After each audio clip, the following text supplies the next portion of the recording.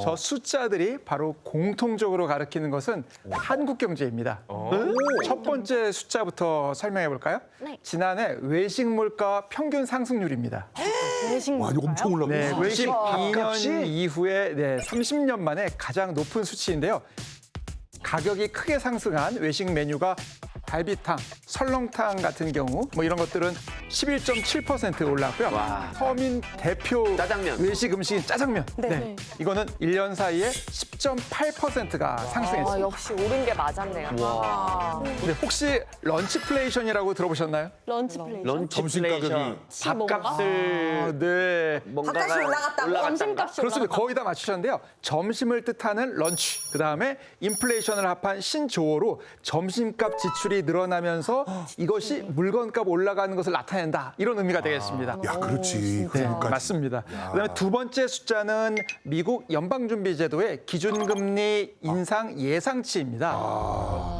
올해도 미국 연방준비제도는 긴축 기조를 계속 유지해서 금리를 5%대까지 인상할 것으로 전망되고 있습니다. 바로 그 숫자입니다. 그렇지. 야. 그런데 5% 정도에 머물면 다행이지만 더 올라갈까 봐 걱정을 하고들 있죠. 그다음에 세 번째 숫자. 이거는 원달러 환율의 그렇지. 작년 최고치입니다. 맞네. 작년 10월에 장중에 1,444원까지 튀어 올랐거든요. 지금은 상승세가 좀 꺾여서 1,200원대이지만 여전히 우리나라 통화 가치는 많이 떨어져서 높은 환율을 나타내고 있고요. 미국의 긴축 정책 그리고 글로벌 경기 침체 등 이러한 환율을 결정지을 요소들이 여전히 많이 우려로 남아 있습니다. 지난번 나오셨을 때 우리나라가 저성장 고물가 네, 그렇습니다. 스태그플레이션이라고 말씀하셔서 굉장히 안 좋은 상태라고 얘기해 주셨는데 그럼 지금 우리 상황이 또 안 좋은 건가요? 어떻게? 네, 아마 기억하실 텐데요. 지금 한국 경제는 바로 그 스태그플레이션이 진행되면서 고물가, 또 고금리, 고환율이라는 일종의 삼고 위기를 겪고 있습니다. 그런데 우리나라만 사정이 안 좋은 것은 아니고 전 세계가 퍼펙트 스톰이라고 불릴 수 있는 경제적인 어려움을 겪고 있고요. 일종의 복합 경제 위기 상황이다. 이렇게 보시면 되겠습니다. 중환자실이네요. 복합적으로 다 지금 복합골절 뭐 이런. 골절도 하나가 부러진 게 아니라 복합골절 느낌으로. 선생님 죄송한데 새해부터 좀 희망적인 그런 이야기를 듣고 싶은데 그만 나가주세요. 희망적인 이야기를 저도 하고 싶은데요. 중요한 거는 희망을 갖기 위해서는 현재의 상황을 어떻게 냉철하게 우리가 인식할 수 있는가. 그리고 준비를 해야 희망이 오고요. 그냥 가만히 앉아 있으면 희망이 오진 않습니다. 맞습니다. 대책 그래서 마련. 우리나라의 현재의 경제 상황을 짚어보고 왜 위기를 맞게 되는지 또 위기 극복을 위해서는 어떤 준비가 필요한지 그런 이야기들을 오늘 나눠보려고 합니다.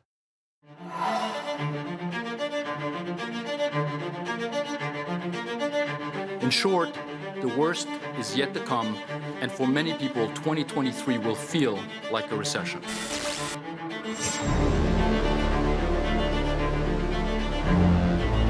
우려도 커지고 있습니다. 이러한 어려운 여건 하에 성장률은 금년 2.5%에서 1.6%로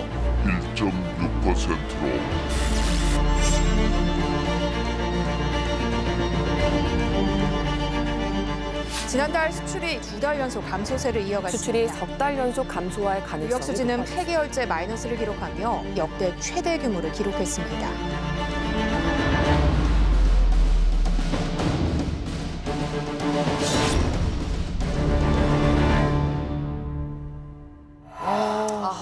심각합니다. 어우 너무 추워 얼어 죽을 것 같아요. 보통 22에서 23으로 이렇게 넘어가는 그때부터 1월 달은 되게 뭔가 희망적이거든요. 네. 맞아요. 약간 이런 에너지인데 지금 이 화면을 보니까 2023년은 작년보다 더 어려워질 것 같은 느낌이 맞아요. 그러니까 이런 어려움을 어떻게 뚫고 나갈지 일종의 준비를 해야 되는 그런 시기라고 볼 수 있을 것 같습니다. 지금 준비는 뭐니 해도 진짜 주식시장에서 제일 많이 필요하지 않나. 거의 뭐 웬만한 거 다 지금 반토막이거든요. 아이고. 네, 난리 났죠. 올해 좀 화이팅 해줘야 되는데 어떻게 네. 준비를 해야 될지 걱정이 많습니다. 그리고 그것뿐만 아니라 지금 뭐 사실 여의도 은행권에서 희망퇴직 바람이 매섭게 또 불고 있다. 이런 이야기들이 속속 들리고 KBS는 있어요. 괜찮아요? 네, 실제로 지금 말씀하신 것처럼 작년 12월에서 올해 1월까지 비교적 튼튼하다고 하는 4대 은행에서만 한 최대 3,000명 정도가 직장을 떠나게 된다고 합니다. 은행에서 3,000명이면은 아이고. 아니 네. 작년에 은행권은 돈을 좀 벌어서 뭐 이렇게 보너스도 주고 이런 뉴스를 좀 네, 들었는데 은행업 자체는 역대급 호황이었다 이렇게 알려져 있습니다. 근데 이제 그 이면에는 다른 사정이 있는데요. 금융업이 전반적으로 디지털 전환이 진행되면서 인력 감축 수요가 발생한 부분이 있습니다. 지점이 없어지는구나. 네, 그렇죠. 디지털 전환이 이루어지니까 굳이 사람이 필요하지 않는 업무가 많이 늘어났고요. 또 한 가지는 경기가 불안정해지면서 인적 구조 조정을 통해서 미래에 대비하는 그런 부분이 있기 때문에 금융회사들이 전반적으로 몸집을 줄이면서 생존을 위한 가능성을 높이기 위해 최근에 특히 노력하고 있는 것으로 보여집니다. 이거는 은행권만 아니고요. 대기업들도 마찬가지인데 일종의 비상경영. 주요 대기업들이 앞다퉈 비상경영 체제에 나섰고 주요 대기업들은 비상경영에 들어가고 또 투자도 미루고 있습니다. 또는 생존 경영 체제라는 의미로 전환을 하고 피해를 최소화하기 위해서 투자 부분에 대해서도 좀 더 고민하는 그런 상황이라고 볼 수 있겠습니다. 최근에 이제 어떤 대기업의 한 임원이 이런 얘기를 하셨어요. 요새는 프린터 용지도 아끼라고 한다고 일종의 이제 비용 절감의 부분이 훨씬 더 중요해지는 그런 시기가 됐고요. 그런 얘기는 아마 15년 만에 본인이 처음 들어본다고 그러시면서 이제 기업들도 일종의 마른 수건까지 짜는 그런 분위기다라고 볼 수 있겠습니다. 아니 대기업이 이 정도면 소상공인 분들은 어떡합니까? 이게 위드 코로나로 이제 겨우 그냥 조금 낮으려고 하는데 주변 분들 어떻게 지금 합니까? 가게 잘 되고 있어요. 너무 안 된다고 난리야 지금. 석천 씨 요즘에 그 대출 금리 엄청 늘었다고 제가 아까 엄청 늘어서 사실은 이제 이 변동금리라는 게 너무 무섭더라고요. 제가 계산했을 때 예전에 뭐 예를 들어 5%였다.